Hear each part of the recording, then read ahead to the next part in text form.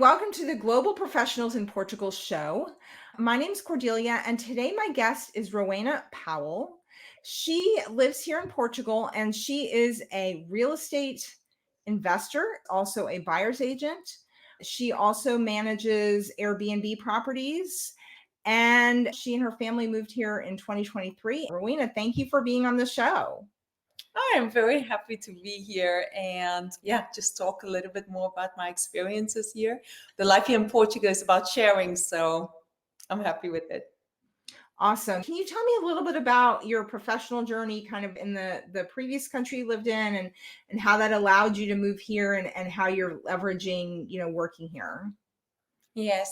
So in the US, we came from Florida, first South Florida and North Florida, and we did a lot of like real estate investing, the flip business. So that provided me with a lot of insights and learning a lot about how that worked. We really started with wet feet in the beginning, just like our first flip.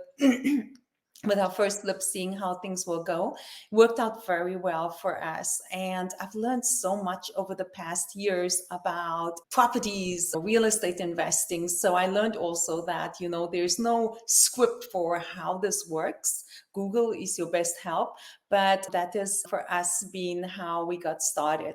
Took all of that, and in May last year, when we moved here, thought, okay, we could do the same thing here. And we still have the business in the US, but now starting it here in Portugal. Just going back to my experience in the US, also like with the real estate investing, like identifying good properties where opportunities does exist. That was the one part of it. But also for me, I love interior design. I love architecture. And being able to go in there and just transform spaces that other people would think is like a no-go into beautiful spaces has been for me very rewarding. And I love when it all comes together and people comes in and they say, oh, wow, I love this. The advantage about Portugal is that there's a lot of these properties that looks like they are ruins. The spaces doesn't work for the American clientele. We like in America the open plan kitchen and the open living spaces, which very few properties in Portugal have. So the concept is to turn these ugly ducklings into like spaces that people love and they're familiar with, like that American style right here in Portugal. The layout is definitely different. It's one thing to adapt culturally, but sometimes it's nice to just have like a home that you feel at home in. Yes, that very much so, because I mean, having to move or moving from another country into like Europe, where the spaces are very different. It's so much easier, I find, with my own family when it's more spaces that and you feel comfortable with where you are, that family gathering around the island, which here is not very much, you will find that island concept, but the family unit can stay more together by creating those spaces. So yes, it definitely helps with the transition.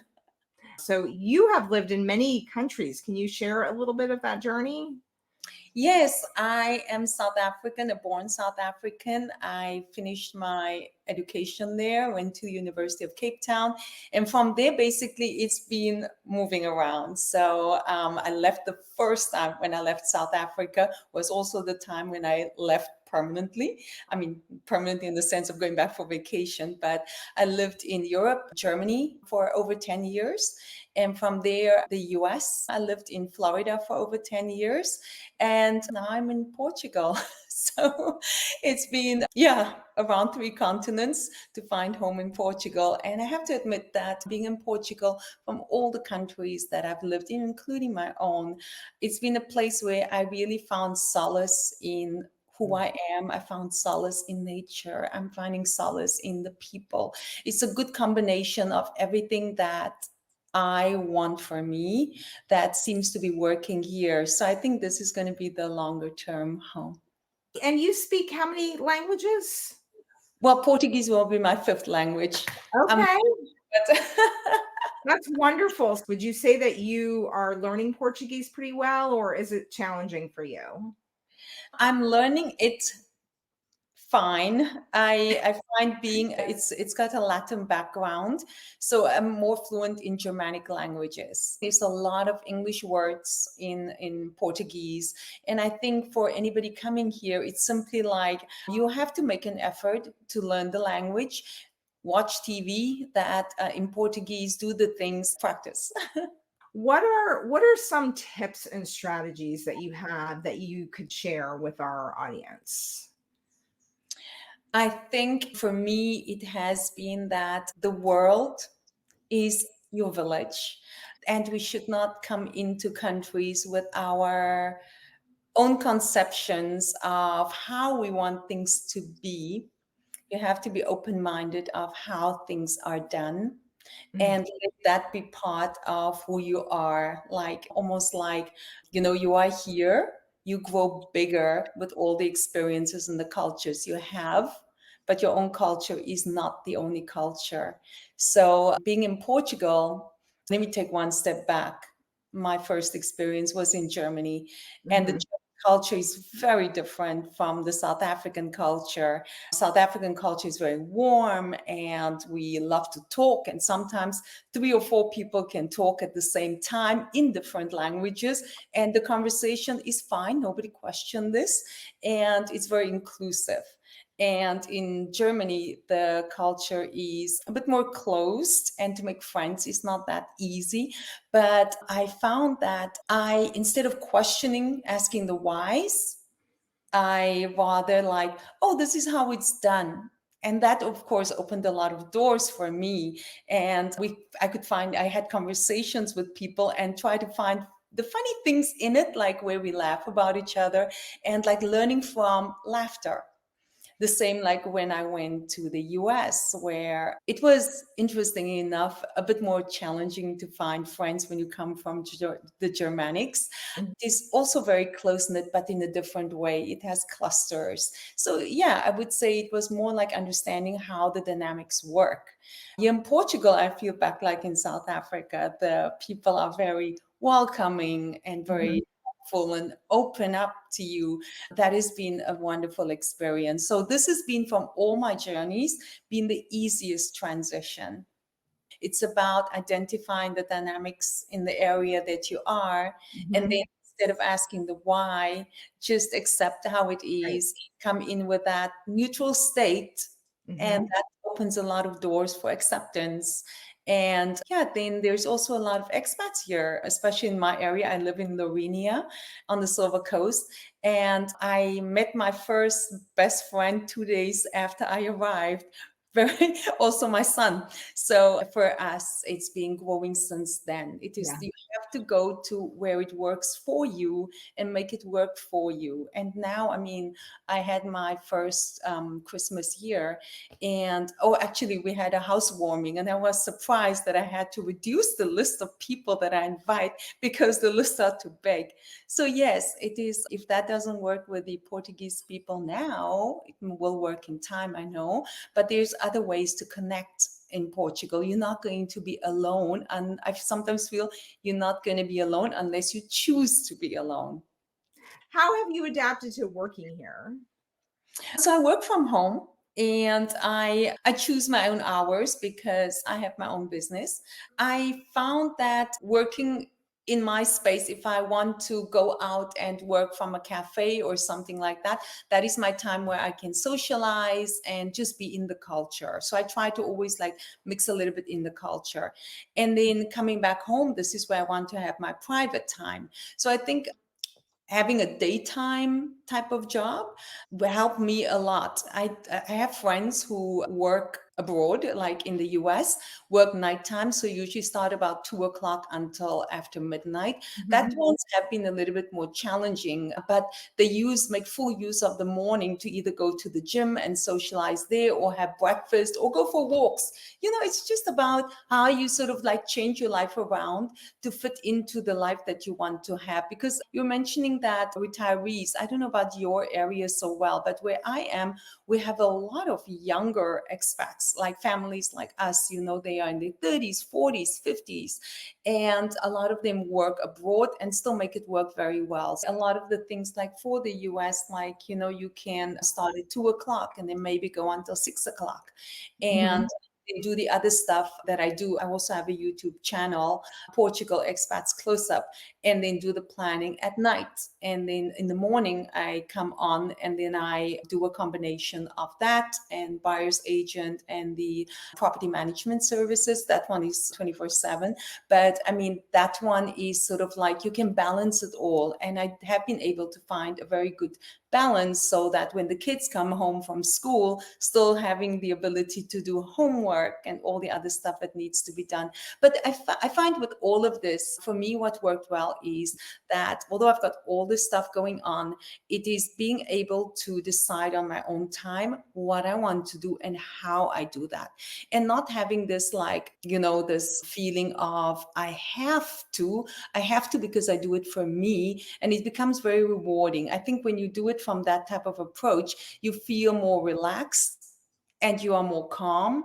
And then I don't feel stressed out at night when I have to do something. I don't even feel stressed out when I have to do the homework with the children. Whereas in the US, I worked in corporate before. You come home at night, you hardly have enough energy to sit down and do the kids' homework. So I had a tutor who used to come at night and do the kids' homework with them. Whereas now I feel that with everything going on, I have the benefit of going for walks whenever I want to, just to Mm. clear my mind and to feel relaxed and revived, and then come back and do some work and then plan the kids' evening out, and I feel relaxed. So I think the difference is doing what you like and then scheduling it in the way that you like.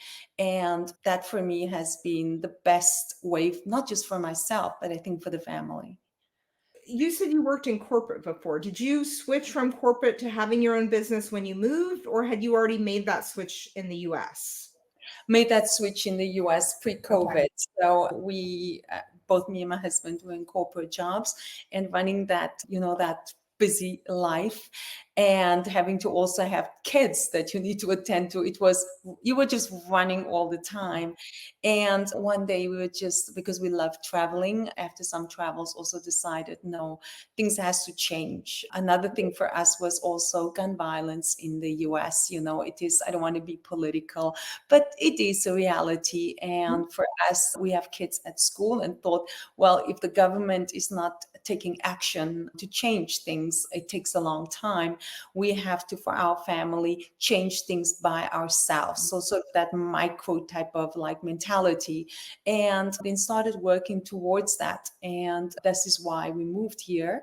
And it makes me feel much better knowing my kids are safe at school. I always feel that in the US, there's a lot of like price to pay for things that we don't pay attention to. Our stress, that is a tax. It's a price to pay for something, but we accept it. We just internalize all of these feelings and emotions we have. The little vacation, and then while on vacation, you still get this call from somebody who needs something, right? And that's a price to pay. This is, and also your pension, your all these things that you think is so expensive in the US, and you have this at the back of your head. I have to maintain this life. I have to earn all of this to not just make up for now, but I've also got to think about the future, which is something great to do. But when it becomes like that type of like only driver that sort of like take away from the enjoyment of the present moment. So, I like the present moment concepts. Like, Mhm. how do I enjoy my life now? And making sure my environment allows me to enjoy my life now. And if I can, with every practice, enjoy it, that practice more as the present moment, I will be successful in future life to come, because it will always be the present moment of the thing that I do, the micro thing that I do. We so much think about the broader, but what about just a little bit? So coming to answer your question about, being here and managing schedules and the time zones, it is about making sure that every moment in my life, that present moment, is a moment that I really enjoy, and finding enjoyment invigorates me, so I become more productive. Oh, I love that. I love that. My friend said to me, because I was talking about the future and I'm like, well, this is hard now, but it's going to get better and blah, blah, blah. And she looked at me and she said, what if today is as good as it gets? Mm, And I've meditated, I understand mindfulness, but something about the way she said that, it hit me like a ton of bricks. mm, Because that's what it is. That's what being present in the enjoying the present moment or living in the present moment. What if this moment is as good as your life is ever going to get?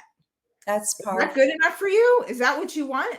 Yes. And at the time when she said that to me, I was like, this is not what I want my life to be. Mhm, And so we made changes, that took time and it was hard, but we did it. But, right now, yes, of course, I have goals for the future and I have dreams and I have things that I'm working towards and things that I want and, all that human stuff.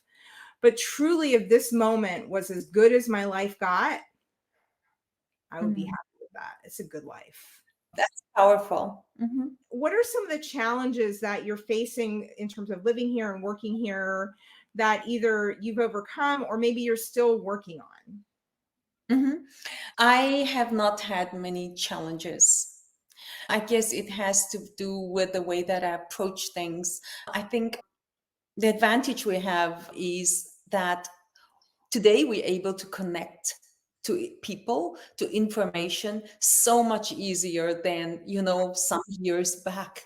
So we have so much opportunity. If we can't do something with that opportunity, then we really have to ask ourselves, like, maybe take a step back and first look at what you have and appreciate what you have, and then produce an output with that. So I've been doing exactly that. With the YouTube channel, I was telling you that I didn't have any experience. I When I say no experience, I had no experience because before I was not that much on social media.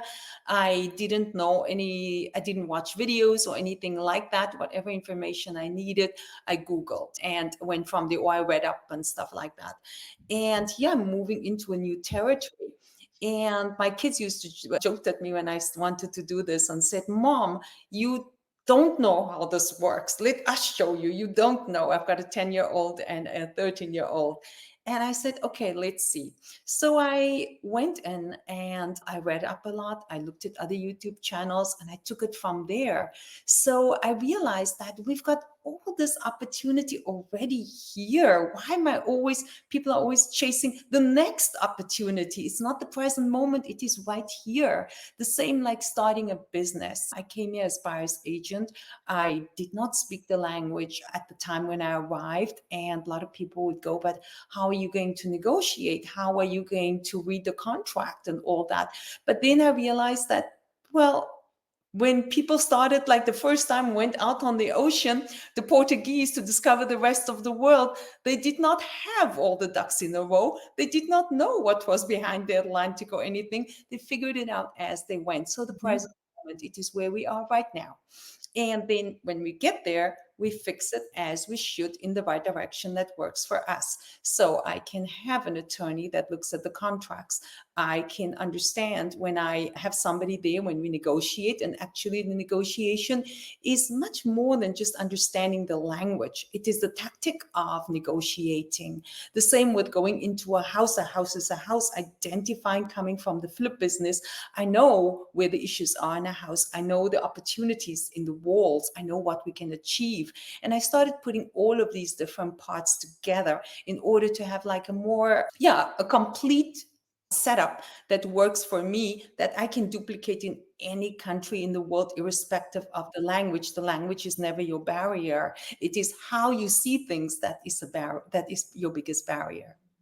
If you had to give like some feedback or advice to somebody either who's already working here and or maybe they're thinking about bringing their business here, what would you offer? I would say definitely jump in. You don't need to have all your ducks in a row. Mm. Overthink it. The only thing that you need to understand is you know yourself and you have all the tools already out there. and you can make it work, because honestly, that is how it worked for me. When I went from South Africa to Germany, I did not speak German. I had to figure out how am I going to make things work there. And I did. And I was able to buy my house. I was able to buy the life that I wanted and achieve things. When I went to the US, I did speak English, but from there it was like, how do I build up this life? Again, I was able to achieve that, do the American dream, buy the house and all the things, and letting my kids have a good life, do the vacations and the stuff I wanted. But interestingly enough, that was the dip. I don't think that I really found happiness and joy. I didn't find the solace in the US, because I told you before, it was a place where the taxes was different. It was not the one that I had to pay. It was that psychological taxes, that other tax stress you have. It was the way of life, that didn't quite work for me. So when I came here, I have now again the solace. So to sum up all of this for you, what advice do I have for people that want to make that jump from one country to another? Very often we look at the language. No, it is which place would give me the solace, that I can find peace within myself, so that I can think, so that I can produce. Mm. I think we forget is that when we journey and we seek and we quest, it helps other people too. Like, it's not just helping you, like you're helping your husband, you're helping your kids, and you're helping your friends. And I've gotten something already from talking to you. And I wanted to share a little story. Rowena was mentioning her YouTube channel, which all her links will be in the description below. And she does a video on her Thanksgiving week. And in the video, she talks about her quest for cranberries. She wanted to make cranberries for Thanksgiving. And so where did you went to, like Auchan and IKEA? You went to so many places looking for cranberries. And you didn't find them anywhere. Yes. And then finally you were at Leclerc, which is a French grocery store that is right near where I live. Well, I met And you. we bumped into each other there.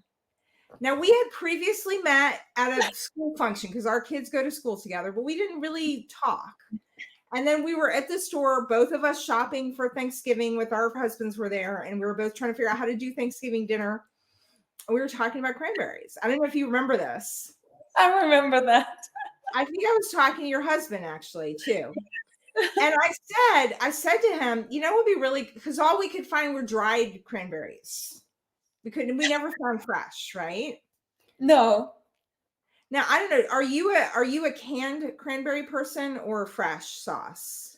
I like the fresh cranberries, but after my experience having the dried cranberries, and I told you I put the brandy in it and I soaked it with the brandy, that's the best option.